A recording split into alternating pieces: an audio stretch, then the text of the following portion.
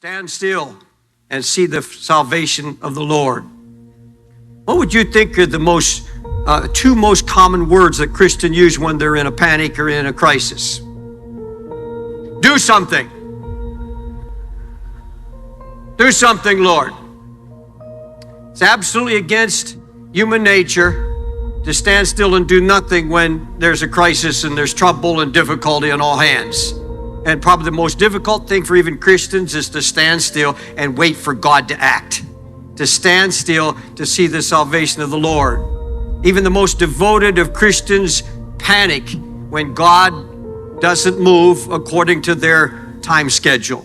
We're always giving God dates. We're always giving him a time limit. Lord, if you don't do it by now or by tomorrow or by next week, it's too late. God is never too late, and he's going to do it not on your schedule, not on mine. He's going to do it on his own schedule. But God is always and has always been searching the earth for those who will trust him in their crisis, in every trial, and especially when it seems hopeless.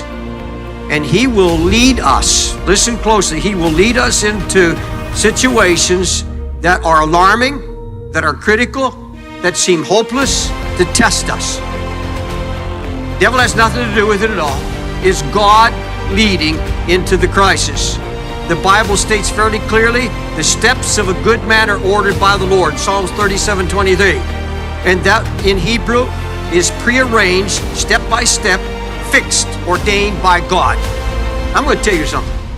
I believe that every step that I take is prearranged by my Father. Every step that I take is ordered by the Lord. Now, if I believe that, if I'm in a crisis, if I'm in a very, very difficult situation, he's led me there. Because he doesn't stop for a moment while he says, well, you're about to go into a trial. I direct you up to this point. You're on your own now. He directs me into it, through it, and out of it. The steps of a good man, and we are good only by the blood of Jesus anyhow. There's no goodness in us. A good man made righteous through the blood of Jesus Christ is her steps ordered by the Lord. God's word is filled with examples of this. And by the way, it's hard to accept. Think about it for a minute. It's very, very hard to accept this concept that the most difficult, critical times in your life have been prearranged by the Lord. That they are his doing. And folks, when you begin to see that and accept it and understand it, then you're halfway through your problem.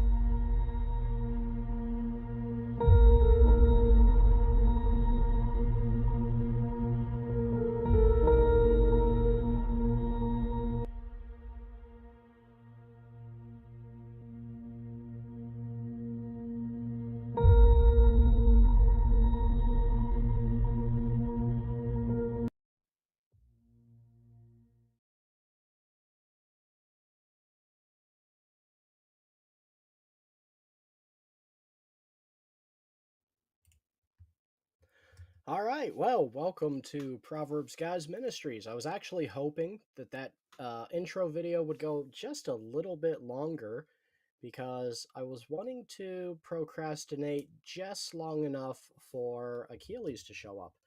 And it looks like he's still not back. So something is holding him up. He was going to give the dog medicine. Maybe the dog jumped him and there's foul play. We may find out something on verse 48. Okay, so how is everybody doing today? We have two viewers. I would guess one of them is Krista. And who else is out there? Now Achilles is back. Hi, everybody. How did the medicine go? Not good, but I had to pick up all what I've left behind, like wash the dishes, do some stuff. So, and get a little bit of a snack, which I have right here. So, how is everybody? So, Pretty good. who's with us? It's We don't know. Krista and two other people, but I don't have time to put the @ symbol in every letter of the alphabet to figure out who else. Mm. But if you're out there, welcome.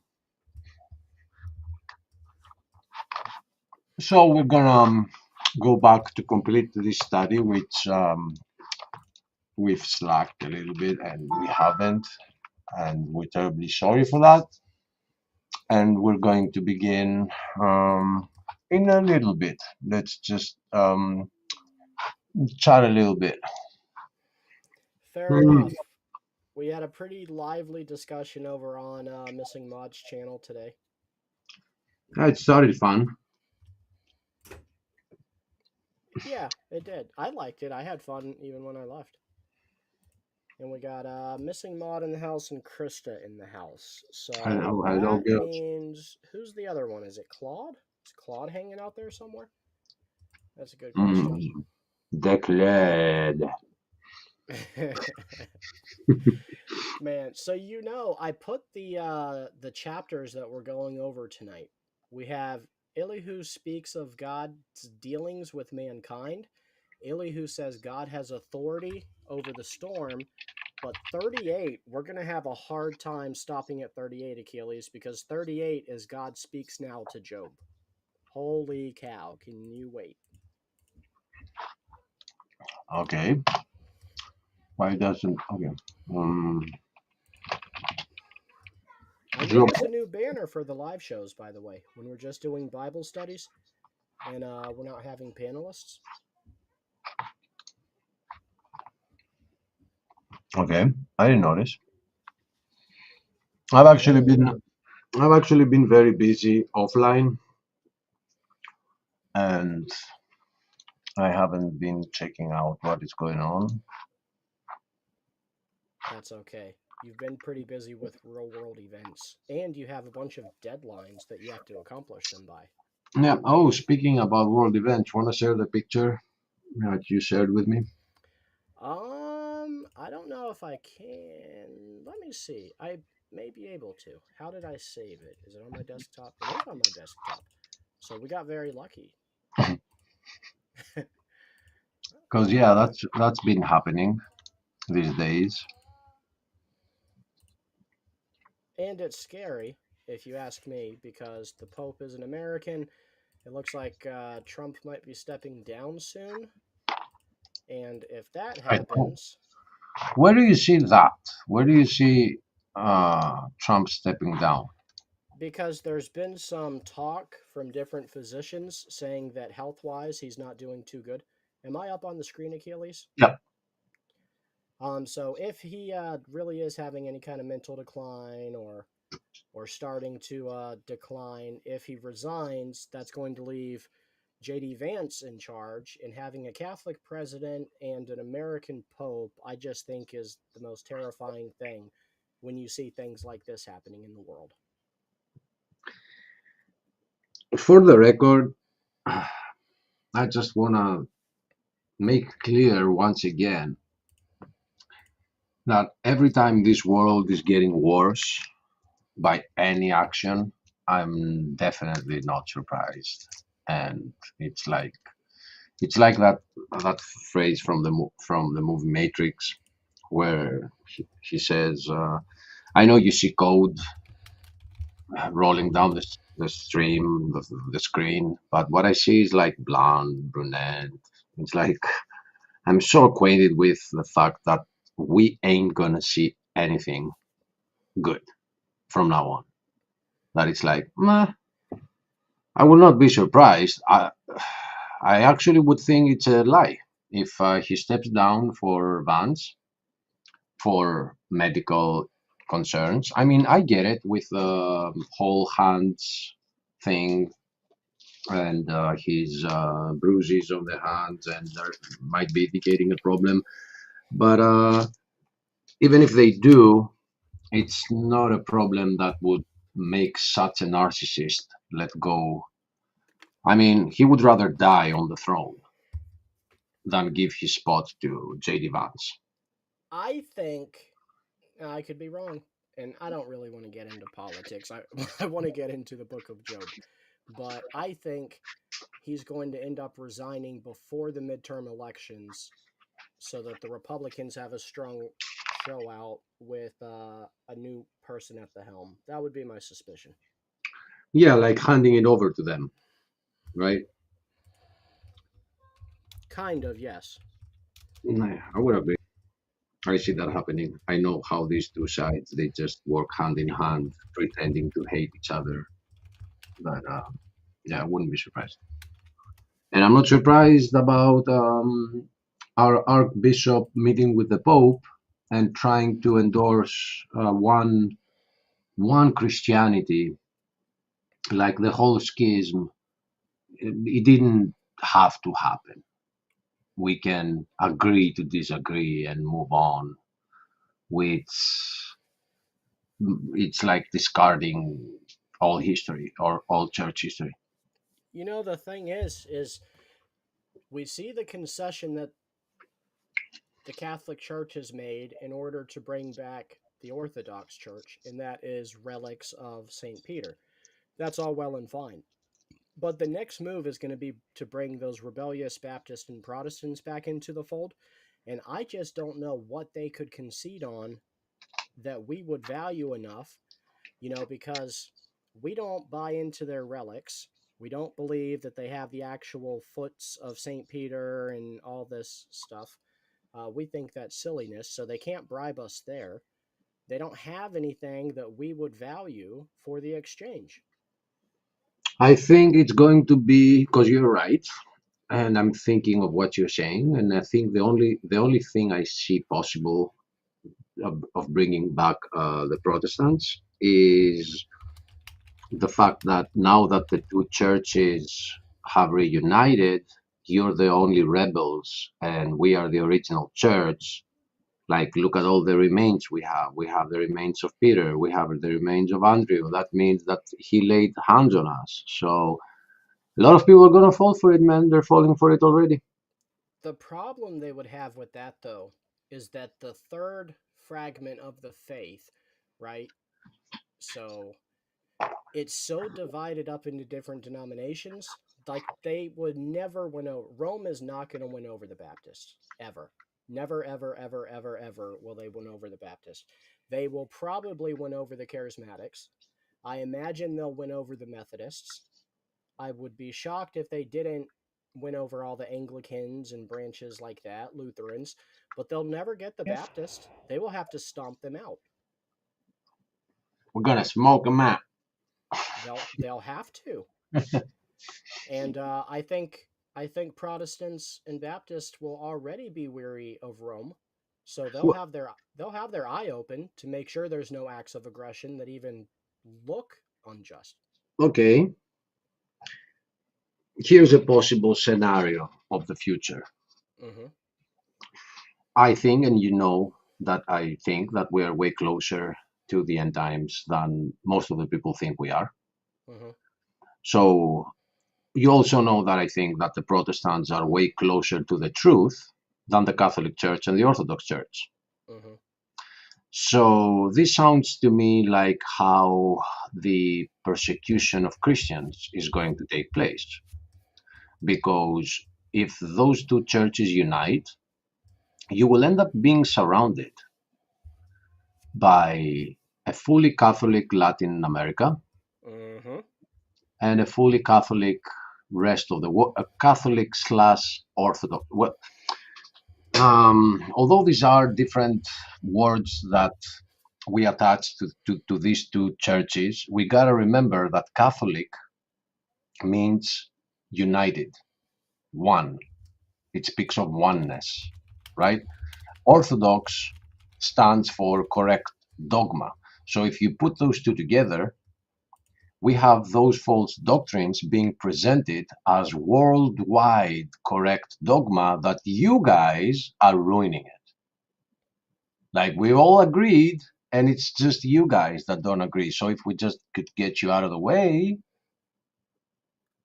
Which is what scares me about people like James White getting old. Love or hate James White, he has a grasp of early church history that is second to none among all Protestants, in my opinion. And he's getting older. Yeah. and there's no real big names I've seen that are taking over and coming up to kind of replace him when he's gone and aged out. There's And one. There's one. who? A young man that at our age, younger than us, younger than me. I mean, I think he's at your age, and he was presented by James White, and they had some discussions, and the guy knows his stuff. He goes around debating. I don't remember his name.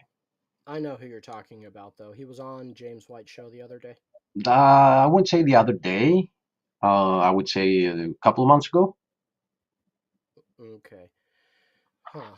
Well, hopefully more guys like that rise up because we're going to need several good men to replace James. But here's my response to that problem. I think we are so closer to the edge, that we'll be left without them. Um, People like Kent Hovind have been needed to wake up people when it comes to the scientific aspect of the Bible. People like James White have been needed to uh, show us the side of church history and other manuscripts that the churches are trying to hide. And they will, unfortunately for me and you, follow John MacArthur, who was well needed to explain the gospel to so many people. And these are the giants that on their shoulders we gotta endure until the end. So I hope they don't yet, because we still need them. But I don't think there's gonna be another time. I don't see this world in an aspect of a future. How can we live it without them? I think the future is now, and the more they are around, the better. But time short. Hmm. Fair enough. Yeah, I don't really know what to say to that. And I hope you're right, but I really don't think we're that close. I wish we were because I think it's going to get much much worse. I think when we're old, we'll look back and think how could it have got this much more wicked? I'll tell you this: you already are mm, of the view of the documentary Messiah 2030, Mhm. right? It's 2026, dude. I mean, yeah, you're you're not wrong, mildly into. So we're not that far, even if the documentary is a little off. But the things that it shows, ladies and gentlemen, whoever is watching, we're mentioning a study that has been presented in the form of a documentary called Messiah 2030. You should check it out, because it shows a lot of feasts that have been completed or are yet to be completed. You should check it out. I can't even describe it. So I do think that the problem that the US is having concerning uh, how bad things are is that it is a little off grid concerning world news. Mhm. When people care for world news, their outlets are not assisting in finding out the truths about what is going on around. So right now we already have a social issue in the US where most Americans, not most, but there are a lot of Americans that are not seeing it. They don't see the homeless. They don't see the drug epidemic. They're like, it's not that hard. It's not that bad. Well, you're gonna have these guys all the way to the end. They're gonna be like, it wasn't that bad, because they don't open their eyes to what is going on even in their own country. So add to that the whole narrative of the two sides of the mainstream media, which is Murdoch on one side and Soros on the other side, which is fully controlling all the media outlets that the average American has. I mean, you can step out of it and find out why some channels are banned in the US, like Russia Today, or go to Al Jazeera on YouTube and listen to their side of the story about stuff. But people don't. People don't do it. People think that if something happens, CNN is going to tell me about it, or Yeah. Fox, right? So I think that's the reason that it is not that obvious in the US how bad the world is right now. And another factor comes in, which is the programming that has been set in place concerning that starts and stems from things like Fallen Behind, the series Fallen Behind. So somehow Americans feel like the tribulation needs to relate with the only country that's not even in the Bible, because we're that big. We're like huge. It's like That's true. us, you know? But it's not even there to begin with. I mean, I believe it's there under the name Mystery Babylon, but that's me. Well, saying that, do you want to dig into Job 37? Yes, but saying Okay. that made me think that it is gonna get ugly.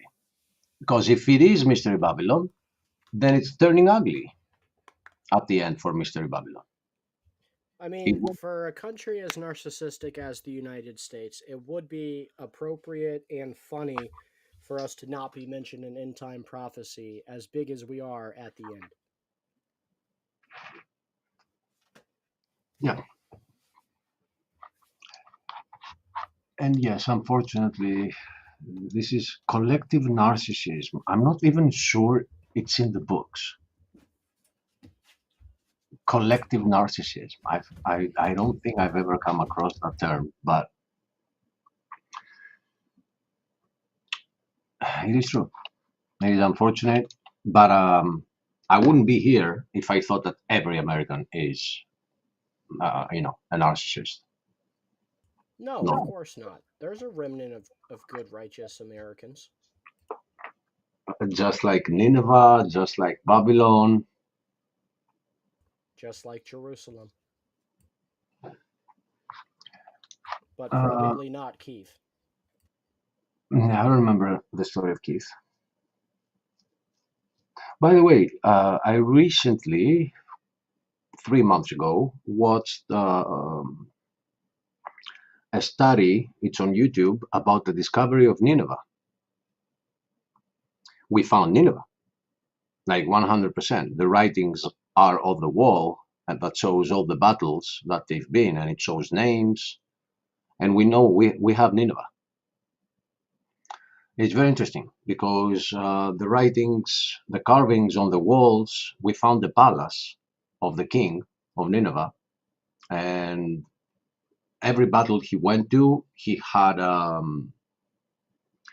made people carve the battle on the walls of the palace, and there is only one missing, the one that he didn't manage to conquer, Jerusalem. Hmm. It is very interesting, man. Look it up. Discovery, Nineveh. Throw those two terms on YouTube, you'll find it. We It's need to do a whole episode about the discovered places that validate the Bible. We can do the city of David.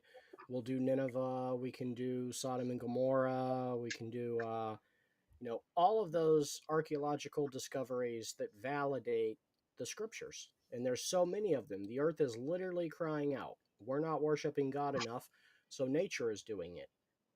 yeah, right. Earth is crying out. It's exactly how you said it. Like it's all there. You know, there are like 14 volcanoes erupting right now.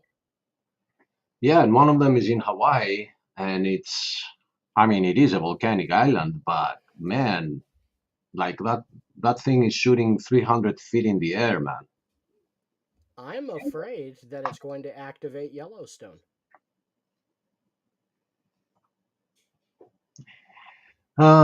I've been hearing about Yellowstone for, I don't know, half a century. I'm almost half a century old. You are Wow, not almost wow. 50 years old. I'm 40. 5. You're 45? Yeah. Oh, and I'm 36. So you're almost 50 and I'm almost 40. We are old. I never thought I would say that. It sounds weird. I'm half a century old. Wow. Wow, that sounds so weird. Hello, hello, Richard. Okay, so let me bring our job up. Before, where is it? I remember I opened the tab. What happened here? 37. We probably closed it. Let's see. Krista's reminding me 3 years till I turn 40. Thanks, babe. Got a lover. But it's 3.5 years, actually. Ha! Gotcha. I'm not old yet. Oh man, I'm clicking on the wrong links, man. Wait. I planned it right though because, I'm in my mid 30s and she's still a hottie in her 20s. And when I'm in my 40s, she'll be a hottie in her 30s. And when I'm 50, she'll be a hottie in her 40s. Like, I was very wise. Oh, it reminds me. Um, something. There was a marriage here in Greece on some village, and it was a 19-year-old dude, corpse, I could say, but I said dude. Okay, 96 years old, and the woman he was marrying was 19. Okay, that actually happened, and it's all over because it's so funny. What is funny? A reporter goes to him and asks him, "How old are you?" He says 96. "How old is your wife?" He says 19. So the reporter says, "Don't you know that sex can be deadly at this age?" And he says, "Well, she can die. I don't care. I'll find another one." Hopefully, they were married. He actually said that. He responded, "Well, she can go right ahead and die. I'll find another one." Like he thought he meant her. I was so funny. That is savage. Achilles, let me ask you. We are already 30 minutes in, and we haven't even opened up Job yet. Should we just open up the panel for another 30 minutes or continue talking like we are and do Job in the next day or so? Or should we continue on? 30 minutes is a lot for someone to get through to start a Bible study. That is a good point. Throw a poll in the chat and ask Job or Open Panel. Oh, okay. That's not a bad idea. Achilles suggested that we put a poll in the chat, and I'm going to go ahead and do that for everybody. So you guys let us know if you'd rather us start Job now, or if you think we're too far in already and we really just need to continue on track.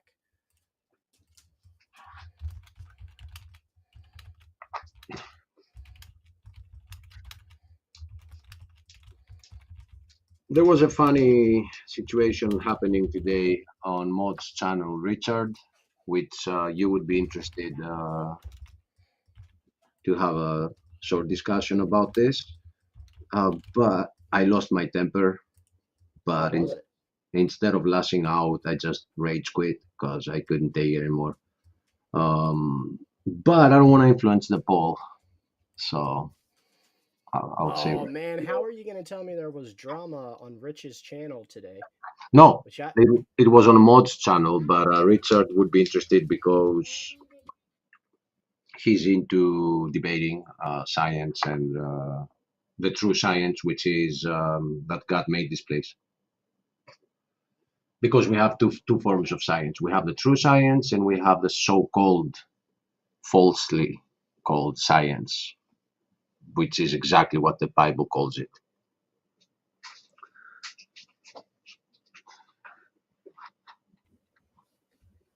if you do Job, I'll come in. Well, All right. I mean, so I guess people still want to do Job. I haven't Okay. checked the poll, but I do I see two guess votes, two votes on Job from reading in the chat. Well, Job is 100%. So I feel like we have to do Job. okay. I can't look at the results without voting. So Yeah. now is it 3 for Job? I can't vote because I'm fine with both, and that's why I left it to others. So I shouldn't influence All the right. result. So Job 37 it is. And it is an open panel, but for Job. So we're gonna, Well, open Bible study, but we're going yeah. to not rabbit trail off. No Stephen ADHD and no Achilles insomnia.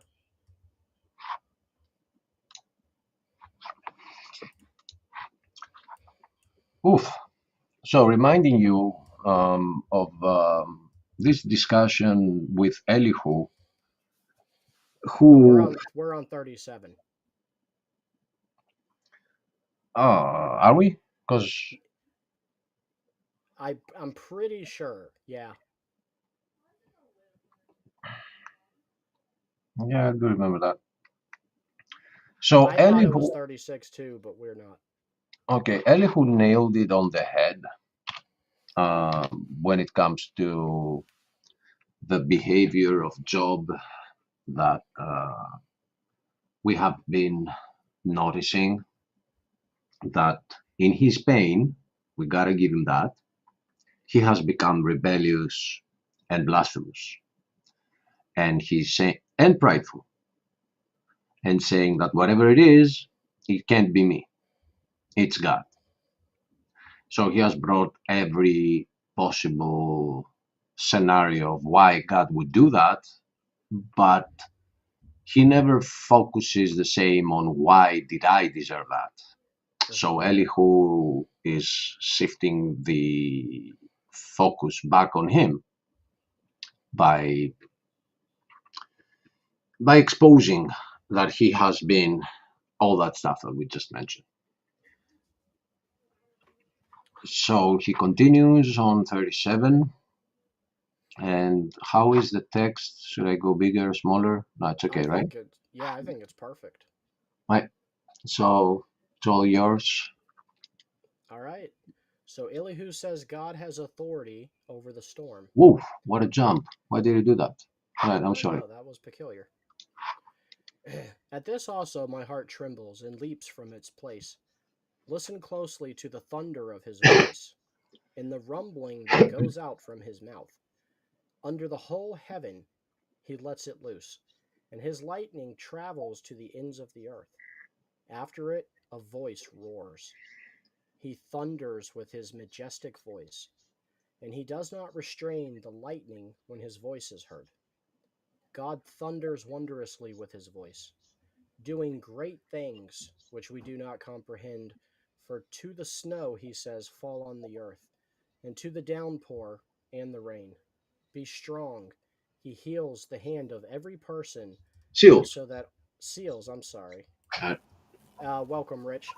All right, internet's working. I couldn't hear you guys for a while. How you doing? We're good, man. Hello, Hey, brother. how are you, bro? All good. Thanks for your Uh, support the other night, man. I appreciate it. I actually didn't. I was trying not to intervene at all. Well, it's all of you in general. Okay, because it is a known defense to say that you all jumped on me. Like you all had the same opinion. So I was trying not to intervene at all. I was just responding in some stuff in the chat. So no No, need to thank me.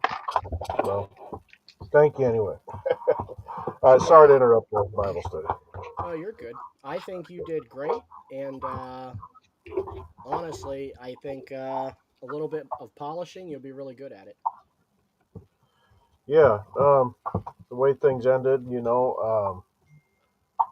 wasn't really too fond of it. But that being said, I had time to think about some of the final statements and have added some more to my PowerPoint about it was the space that expanded. We don't need to go deep down into it because that's another rabbit trail that could take too long. But I've thought of some really good rebuttals to that response. Moments later, and even over the last 24, 48 hours. So Amen. Well, hallelujah. He's helping your compilation come together for when you do presentations. That's awesome. yeah, yeah. So I'm Uh, going to finish reading through chapter 37. And if okay. there's any points that pop out to you that you want to elaborate on, just feel free to stop me. And if we do just end up reading through, I'll let you read 38 if you want. Yeah, that's fine. That's fine. All right. So we'll pick back up at verse 7. He seals the hand of every person. And I don't know why I want him to heal that hand so bad. So that all the Maybe people somebody listening in needs healing in their hands. Maybe their hands have been hurting from work. Maybe God's telling them something. Who knows? if that's them, I hope God's getting the message through.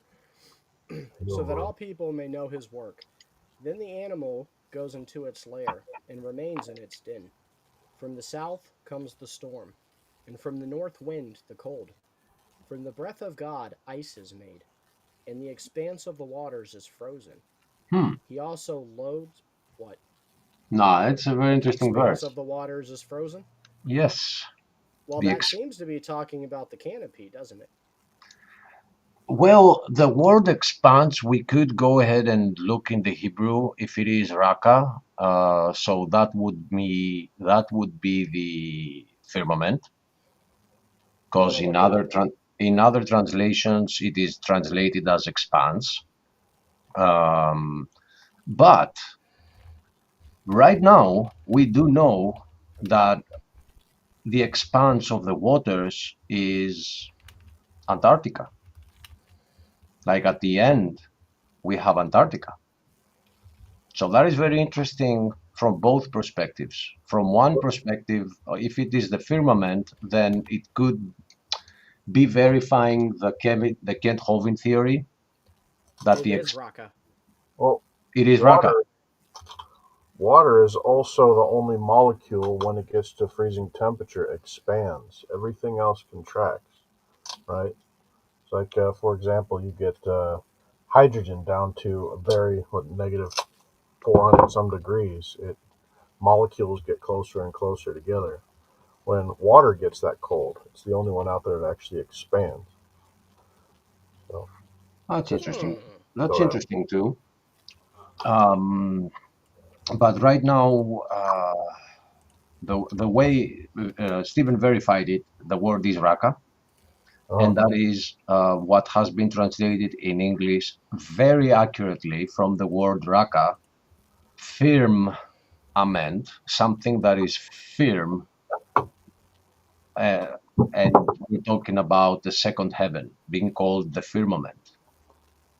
So here it's telling us, I think that could verify the theory, which I personally don't agree with. The Kent Hovind theory that there used to be a firmament, then it was frozen, and then it broke.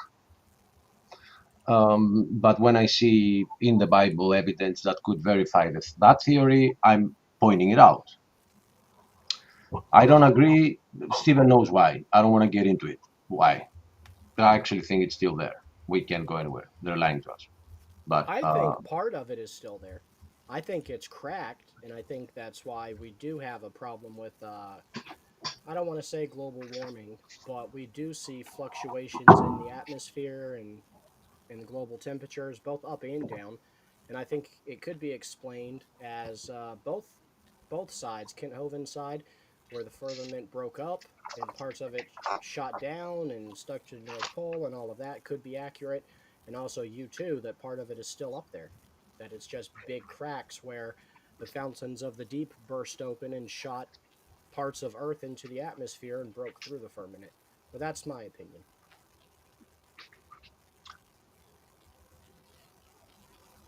yeah, rabbit trail.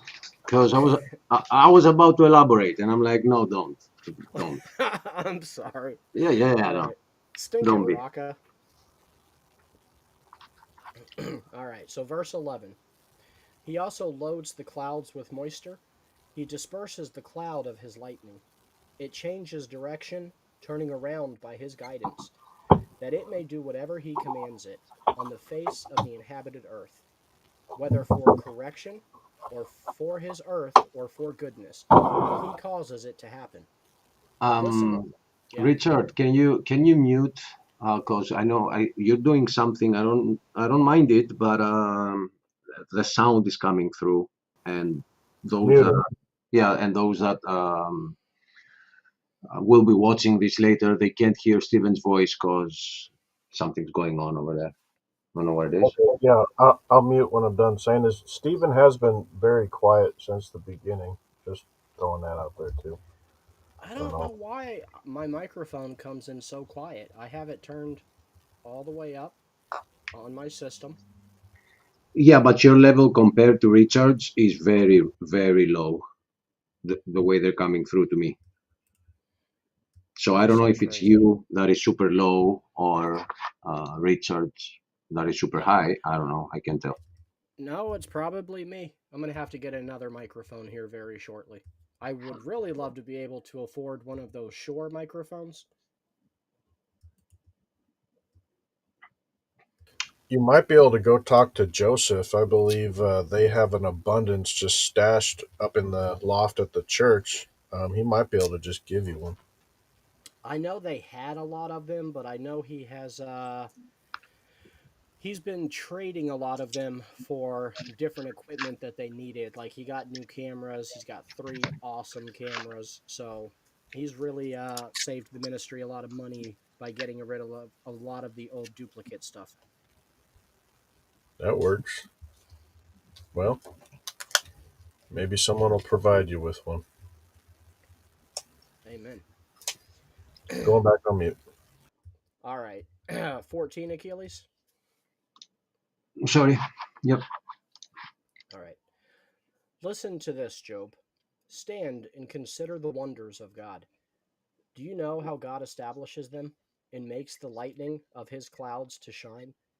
Do you know about the hovering of the clouds, the wonders of one who is perfect in knowledge? You whose garments are hot, when the land is still because of the south wind, can you with him spread out the skies, strong as a cast metal mirror? Teach us what we are to say to him. We cannot present our case because of darkness. Shall it be told him that I would speak? Or should a man say that he would be swallowed up? Now people do not see the light which is bright in the skies, but the wind has passed and cleared them. From the north comes golden splendor. Around God is awesome majesty. The Almighty, we cannot find him. He is exalted in power, and he will not violate justice and abundant righteousness. Therefore, people fear him. He does not regard any who are wise of heart. Mm, dealing with Job's pride directly here. I think it's a serious blow to his ego because he's saying that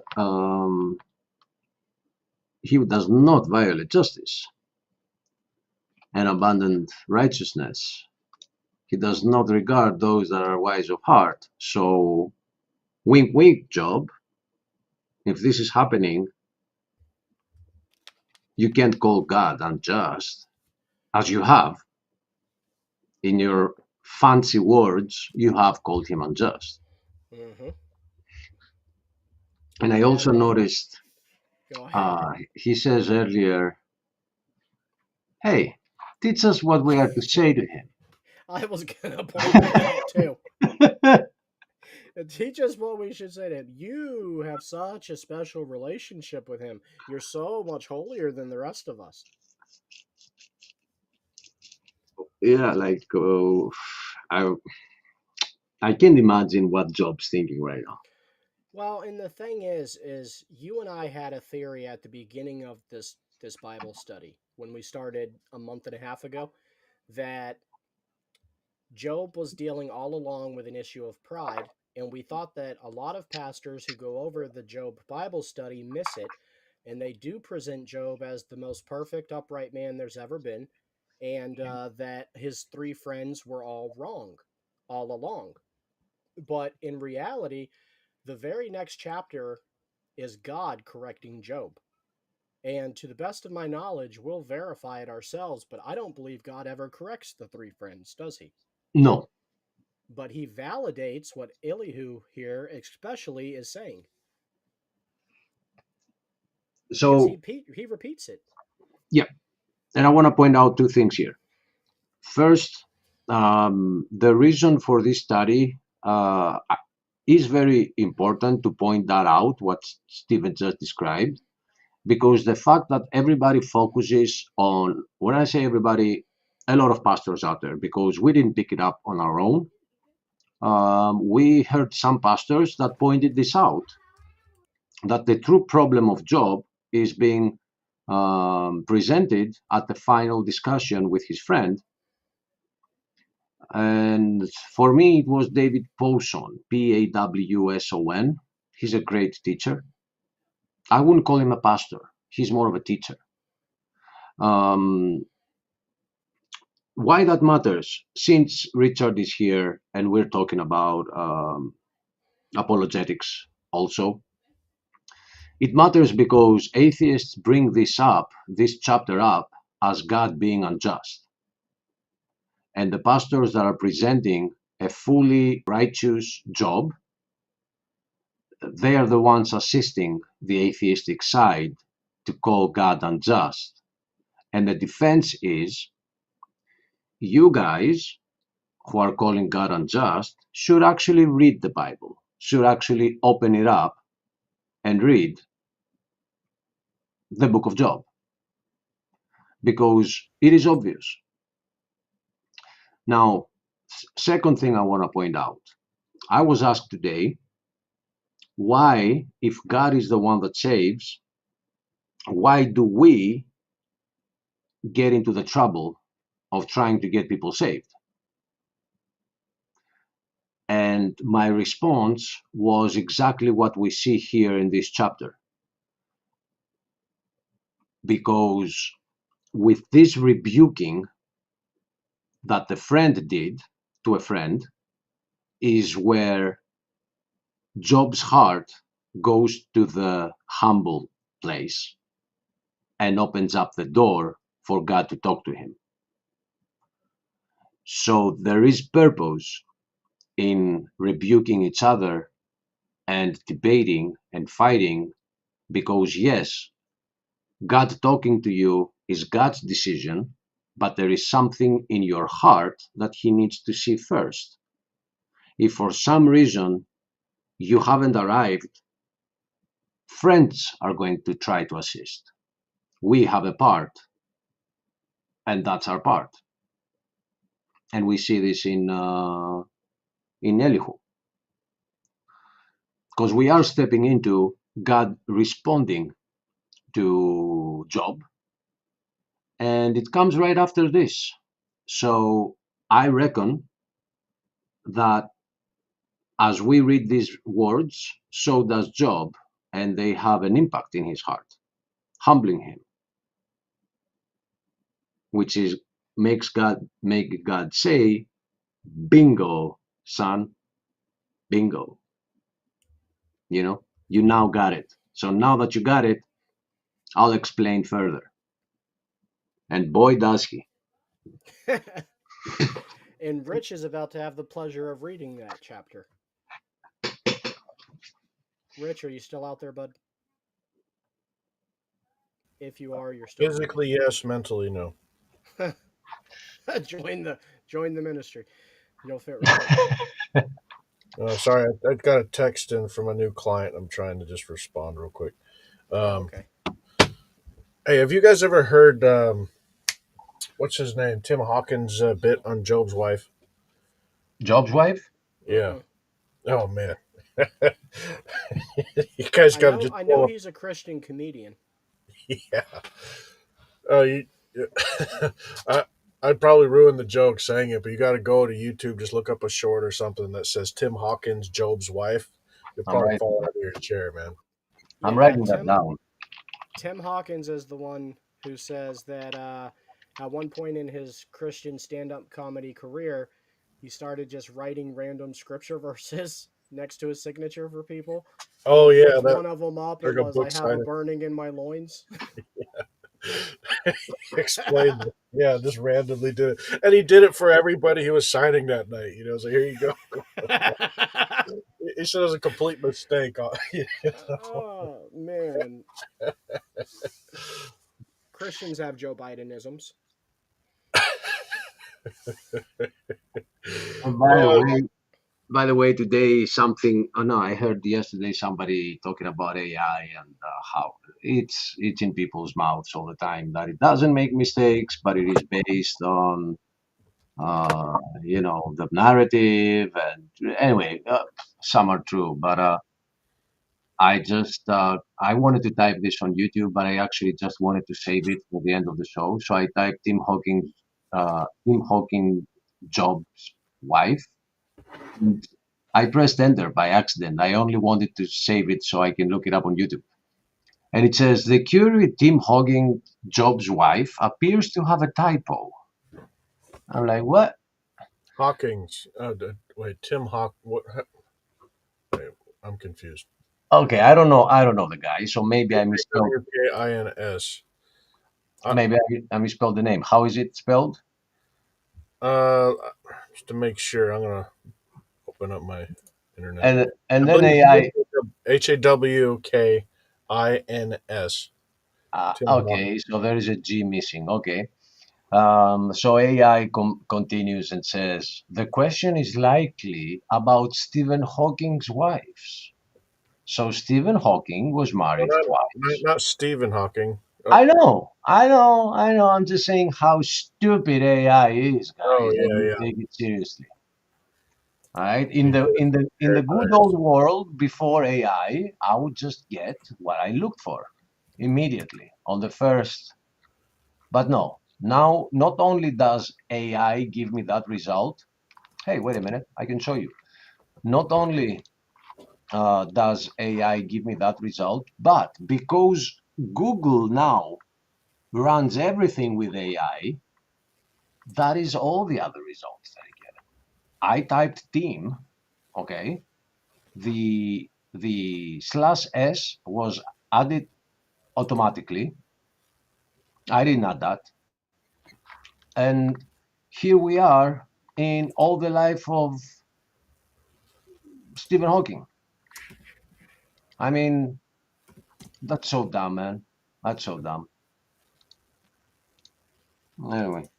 I just think it's funny that he tries to explain how the universe created itself through gravity in a book called The Grand Design.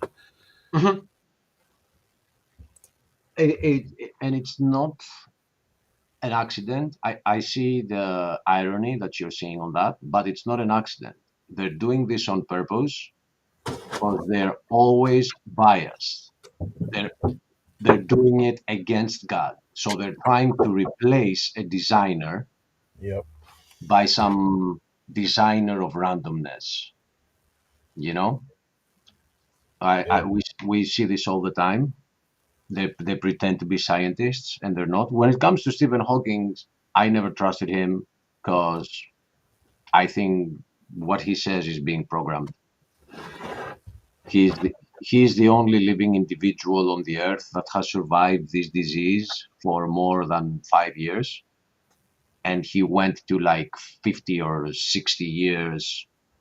And nobody ever talked about how rare that is. And we should investigate why and save all the others who are dying in 2 years after having it.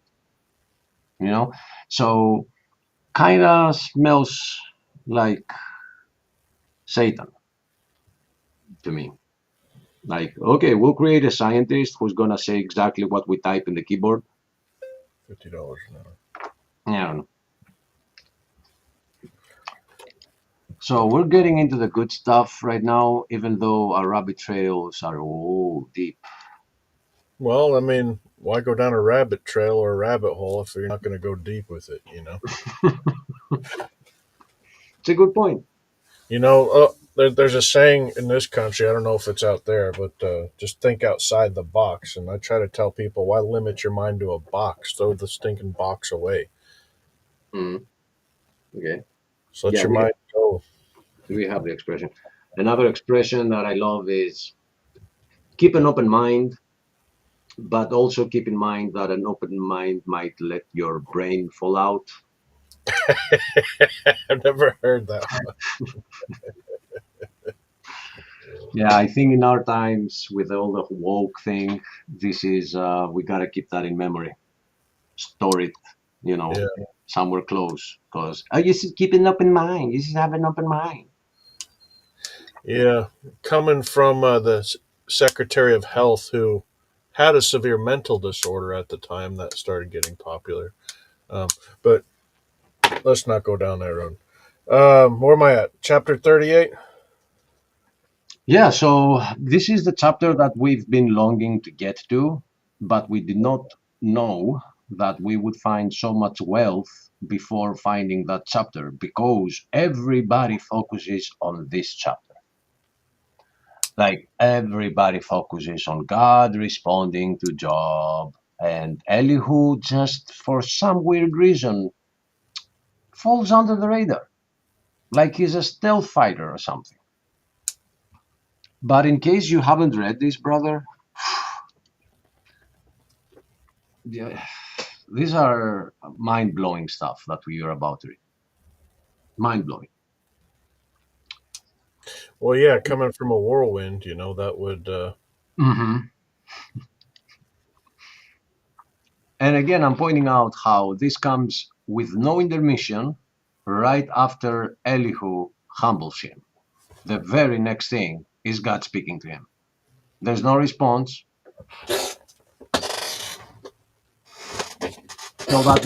So that leads me to the conclusion that what happened there? You okay? I was. Yeah, I was trying to get my other Bible out. I'm here. So we're reading from the NASB. So if you have another Bible and you're about to read from that, people are gonna have a hard time. If you want me just, I can't scroll the page. If you guys want to scroll it from me, I Yeah, can yeah, just yeah, read. yeah. I got this. I got you. I got you. So let's go. And the Lord answered Job from the whirlwind and said, "Who is this who darkens the divine plan by words without knowledge? Now tighten the belt on your waist like a man. Suck it up." Basically, what he said. And I shall ask you to inform me. Where were you when I laid the foundation of the earth? Tell me, if you have understanding, who sets its measurements, since you know, or who stretched the measuring line over it, or what where its base is sunk, or who laid its cornerstone? When the morning stars sang together, and all the sons of God shouted for joy, or who enclosed the sea with doors when it went out from the womb, bursting forth? When I made a cloud its garment, and a thick darkness its swaddling bands, and I placed boundaries on it, and set a bolt indoors. And I said, hold on. And I said, as far as this point you shall come, but no further, and here your proud waves shall stop. Have you ever in your life commanded the morning and made the dawn know its place? That's a good verse. So that it would take hold of the ends of the earth, and the wicked would be shaken off from it. Is it changed like clay under a seal, and they stand out like a garment? Their light is withheld from the wicked, and the uplifted arm is broken. Have you entered the springs of the sea and walked in the depth of the ocean? Have the gates of death been revealed to you, and have you seen the gates of deep darkness? Have you understood the expanse of the earth? Tell me if you know all this. By the way, this is the expanse that we encountered earlier. So it is called an expanse, and it is the firmament. Although you did have a good point on that about the ice expanding, Yeah. um, it is a specific word that refers to the second heaven, the firmament. And for some reason that I brought up in the screen, Stephen wrote it in the chat and I highlighted it. Other translations are using another verb and call it an expanse. But the word is rakya, which means something sturdy. So the firmament. Right. So I'm just pointing that out because it was a legitimate thing to say for somebody that hasn't encountered that word before. So if we go to the King James, it's going to say firmament instead of expanse. This translation uses the word expanse. As you understand, I'm more of the firmament translation because it's more accurate to the original word. But anyway, Look it up in this other one. so it is Job 38, 18. 19 is where we left off. No, Here's the way. Oh, oh yeah, wait, that one. yeah, the expanse is on 18. Where is the way to the dwelling of light and darkness? Where is its place? That you would take it to its territory and discern the paths to its home. You know, for you were born then, and the number of your days is great. Have you entered the shore houses of the snow, and have you seen the shore houses of the hail, which I have reserved for a time of distress, for a day of war and battle? Where is the way that the light is divided, and the east is scattered on the earth? Small pause. And the Uh, east wind scattered on the earth. That's what it said. a small pause. We've been noticing around the world um, storms lately that are not normal. Like the hail comes during the summer.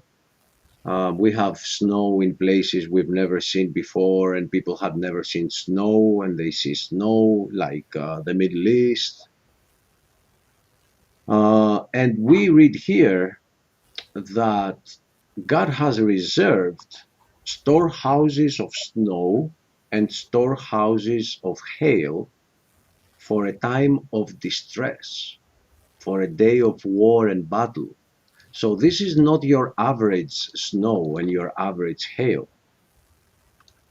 So in the end times, there would be an immense amount of snow and hail. Amen. Birthing pains. Which I didn't remember that it was revealed here. This is an end time statement right here that God has reserved natural phenomena of extremity that we would now call climate crisis, right?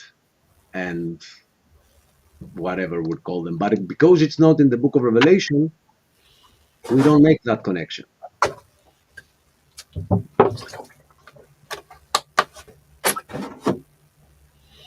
All right, ready when you are. Good point. We at 21? Sorry, Stephen, said something. I was just saying good point, Achilles. Let's go, brother. We at 21? 24. 24. Okay, I'm way off. Hey, look at that. Where is the way that the light is divided and the east wind scattered on the earth? Who has split open a channel for the flood and a way for the thunderbolt? To bring rain on a land without people, on a desert without a person on it, to satisfy the waste and desolate land, and to make the seeds of the grass to sprout. Does the rain have a father, or who has fathered the drops of dew? From whose womb has come the ice, and the frost of heaven who has given it birth? Water becomes hard like stone, and the surface of the deep is imprisoned. Can you tie up the chains of the Pleiades or untie the cords of Orion? By the way, one of the three stars in Orion's belt, Betelgeuse, are saying will go supernova here, but not going to affect us. Potentially, it could be a Good really to cool know. thing to see in the sky. Wait a minute, is Betelgeuse there? Yes, I know. The nebula, the Orion Nebula, is in the middle of the mid star. Um, it's one of those. It's that one or it's the one on the right. I don't remember exactly. Now, when they go supernova, that means they're basically fizzling out, right? That's when they burn out and have their big explosion at the very end. mhm. Yeah, my guess. I'm not exactly sure what causes it, but I assume it's released so much energy where I guess its own gravity can no longer hold it together, and then it just kind of releases and spread and just explodes. I guess, but I don't know. Yeah, Yeah, it's interesting. We've observed the stars burning out, but regardless of what science tries to claim, we have never observed a star being born. Yeah, and they think they know exactly how they've done it too, or Mm-hmm. how it happens. False e- claims. even though we've never seen it form. By the way, I just looked it up, so it's not in the belt. It's It's not not. in the belt. Okay. It's yeah, but it is the top, one of the two on the top, Okay. the one on the left, as we see it, left side. So Okay. I didn't. I remember that was where Beetlejuice was. Learn something new every day. I thought it was in the belt. So hey, As long as we don't say the name three times, I think we should be fine. there's no place like home. There's no place like home. No, verse So, 32 is even more interesting, especially the last word. oh shoot! I just broke this thing that I'm fiddling with. Dang it. Can you bring out a constellation in its season and guide the bear with her satellites? Hmm. The bear means the constellation bear. Yeah, which one? The Ursa Major probably. Achilles, do you see the little letter thing or that's right next to satellite? What is that? Because that's a very Lit weird word to so, use. lit sons. It says wait, lit sons. Well, anything orbiting a planetary body can be considered a satellite. Like our moon could be considered a satellite, right? If we happen to catch a stray asteroid and orbit around the Earth, that would be considered a satellite. We just call artificial satellites, and that's what we're used to calling Yeah, satellites.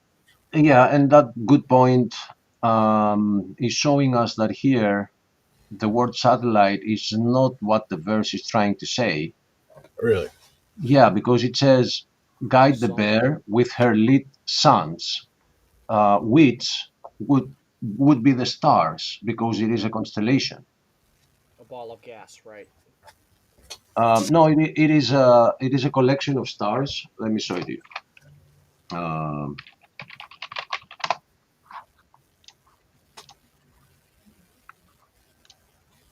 so it is this on the. Let me bring it up. Can I see just the picture, please? There we go. Arcturus, is that what the bear's called? Polaris, you mean? Arcturus? Arcturus. No, Arcturus is another constellation. That's Uh, not the bear? no, the bear is Ursa Major, and it is our northern part of the sky. So this Right, this right. I right see. here, the one called Polaris, is the whole sky is turning around that star. That star never moves in relation to the Earth. Yeah, North Star, yeah. It's the North Star. So what the verse is saying, can you tie up this bear and make its sons, how does it say it? Um, can you bring out a constellation in its season as I do? God, and guide the bear with her satellites. So maybe the what with her lead sons. Maybe the reason it's saying that God is saying guide the bear is because the bear seems to be tied. It seems to be tied on Polaris because, as we said, everything goes around that star. So imagine the rest of the constellation is making a full circle around Polaris all the time. So it's like tied to Polaris. It's like this is a chain. So the reason it's called the bear, let me see if I have Stellarium installed. I do. I do. So let me unshare this. And this is the problem with the Book of Job, something we were afraid of, that the information when it comes to God talking to Job is so rich that we were afraid of these rabbit trails. But how can you avoid them? So let me show you this. I brought up, okay, Stephen, bring it up.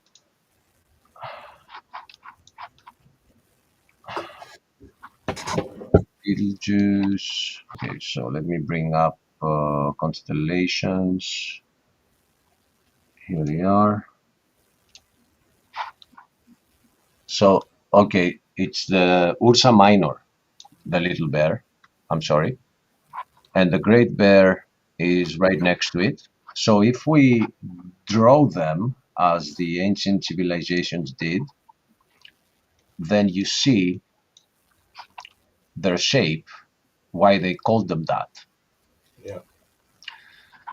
So the great bear and the little bear. The little bear is our North Star. So if I were to center here and I'm going to go full speed, you'll see that everything turns around that star. Even if it's daytime, when it's nighttime, like its position with the earth doesn't change. So God is asking, can you do that? Can you tie up that bear with its lead sons? I think that's beautiful. What app was that? I'm sorry? What app was that? It's called Stellarium and it's free to use. Okay. I'm gonna type it in the private chat so you can find it easily. Can you guys give me 1 minute to turn off the food? It should be burning by now. I feel like we can do that for you, Achilles. Right. 50, 57, 56. Okay, wait. I'll bring up. Should I keep reading while you're gone? I didn't say hold your breath. No, definitely. No, you keep breathing. I'll be right back. I said reading, not breathing. Um, Steven, can you scroll that page, or we gotta wait on him? No, so that's the thing. You can read what's on the page, but Achilles has the scrolling power, but it only takes him about 35 seconds to turn off the oven, and then he'll be right back. So if you Okay. want to read what you can, and then we'll just... Yeah. Can you bring out a constellation into its season and guide the bear with her satellites? Do you know the ordinances of the heavens, or do you establish their rule over the earth? Can you raise your voice to the clouds so that an abundance of water will cover you? Can you send flashes of good timing, bro? Yep. Can you send flashes of lightning so that they may go and say to you, here we are? Who has put wisdom in the innermost being, or given understanding to the mind? Who can count the clouds by wisdom and pour out the water jars of the heavens? When the dust hardens into a mass and the clods stick together. Oh, excuse me. Can you hunt the prey for the lioness or satisfy the appetite of the young lions? Let me pose again. Uh, isn't this how planets are made? Allegedly. Allegedly. All right, allegedly, but isn't this the way that the planets got together, the stars got together, Pretty clouds? much. That's the That's one theory. explanation. Yeah, yeah. I'm not with that theory, but it is Well, very surprising to read this statement. yeah, I mean, honestly, I was thinking, just like dust hardens into rock or dirt clods or something. That's what came to mind. I wasn't thinking about. But I guess everything is talking about the heaven. So who knows exactly what he's saying there? Curious what this Bible, how it translated. No, I'm not Esther. It was Job.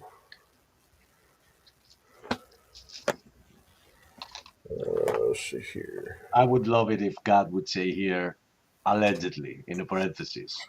I would love that. Well, Well, Mine's I in the mean, you can NIV. make your own translation. Yeah, make a new translation, put it in there. 38. 38.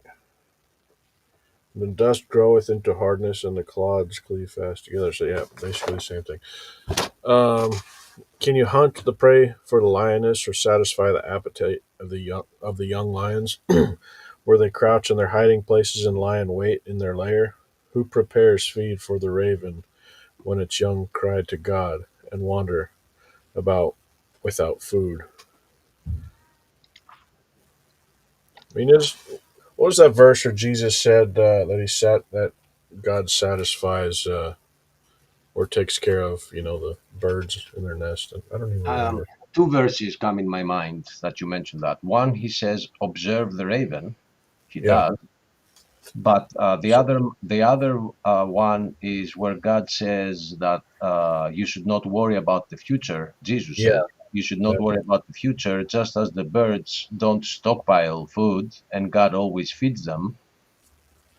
Uh, Tomorrow will worry about itself. Paraphrasing, but that's what he says. So Yeah, I have a kind of a recent testimony about that where money was coming so tight, and at the last minute, I got enough work to fill my fridge and pay my rent. Um, the whole time, the whole month, I remember having faith about it. Just listen to God, have faith that He's going to provide for you like He always does. And there's still moments where I was stressed about it. And I guess that's the flesh, yeah. trying to get establish its dominion, I guess. But I need to kick the flesh out. Less of me. So what do you say we leave this where it is right now? Because it's been 1 hour and 20 minutes. Although That's fine. we started at 30, but we I'm usually with you, Achilles. we usually stick to 1 hour, and it's been 50 minutes. So I think we're okay. We're on the schedule.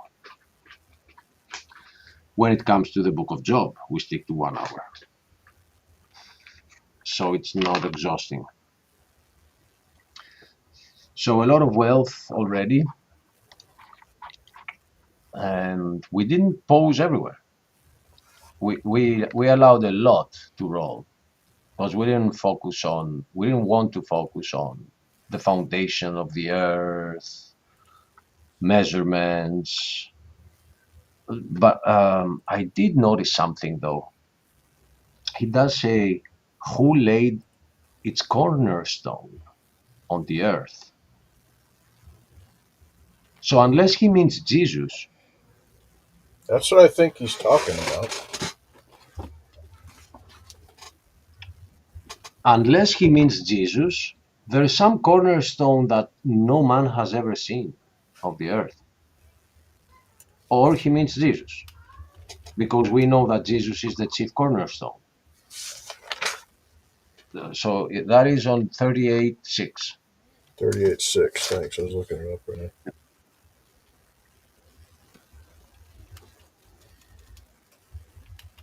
Yeah, Because I I don't know, was looking at Go ahead. I haven't seen a cornerstone on the earth.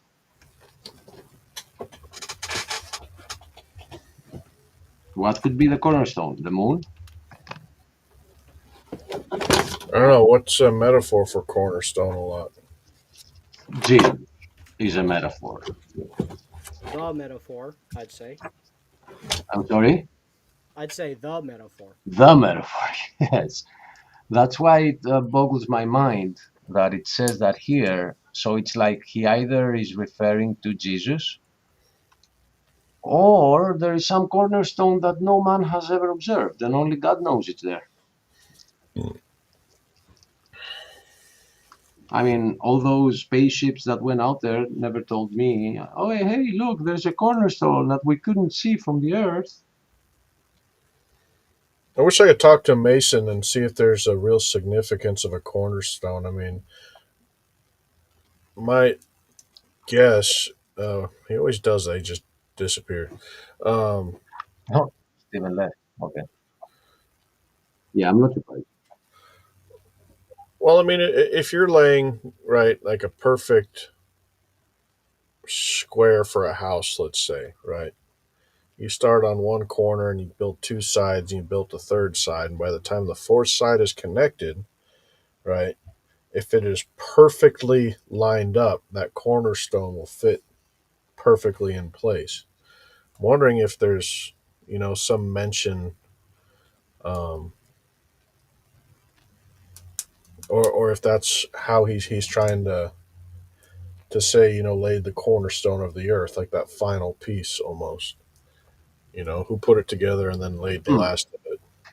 right. No, I think that's what it means. Like, who made the whole thing put together and then added the final uh, breath maybe of life, or you know one thing I've heard from our mutually respected man Kent Hovind is that the funny thing about the cornerstone is that until your building is finished, it is always in the way. Like, it has to be there, but it has absolutely no other use, and it's always in the way of building the rest of the house. And maybe that's why they're attacking Jesus from all sides, this world, because he is the chief cornerstone and he's always in the way of the things of this world. So I heard Ken Hovind saying that in one of his CSC classes. Oh, I don't think I've heard him. I want to ask him about that because I've never heard him talk about or bring up that specific thing before. Um, I pulled something up on Google real quick. I mean, I hate to just trust everything Google says, not go on a deep dive, but just for some quick information. It says a cornerstone's significance in masonry is both structural and ceremonial, as it is the first stone set in a foundation to provide a reference point for the entire building, and often includes symbolic meanings of historical commentary.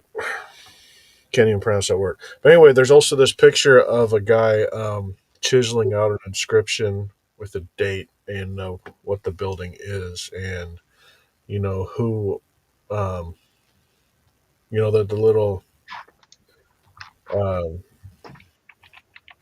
oh, I'm tired, man. My brain is just shutting off right now. But Right? basically, he's chiseling away, an inscription in the cornerstone, the first one, that they laid down. That's perfectly lined up and everything. So, um, yeah, there's a That, lot to it. that's very interesting to me because I always took it as what I see now when I Googled it myself and clicked images, that the cornerstone is not what I thought. I thought, like in a pyramid, it's the top stone, but I see it has another name. That's the capstone. Yeah. So the cornerstone is at the corner of a building, and I see all these engravings that you're talking about. Yeah. So I guess it has a structural importance because if that's off, the whole building will be off. Like, it has to be correct in Every dimension, right? and Perfect every level, single perfectly square. yeah, and every angle should be just perfect because one little mistake of a zero point 0.1 degree Yeah, is going to become 3 feet off at the end of the building. yeah, yeah. So yeah, Hey, Achilles, I am very tired, brother. let's go. Let's go. Hello, brother Christian Pike. This was one more job study where we made it to. Um, feel free to go, brother. I'm just gonna.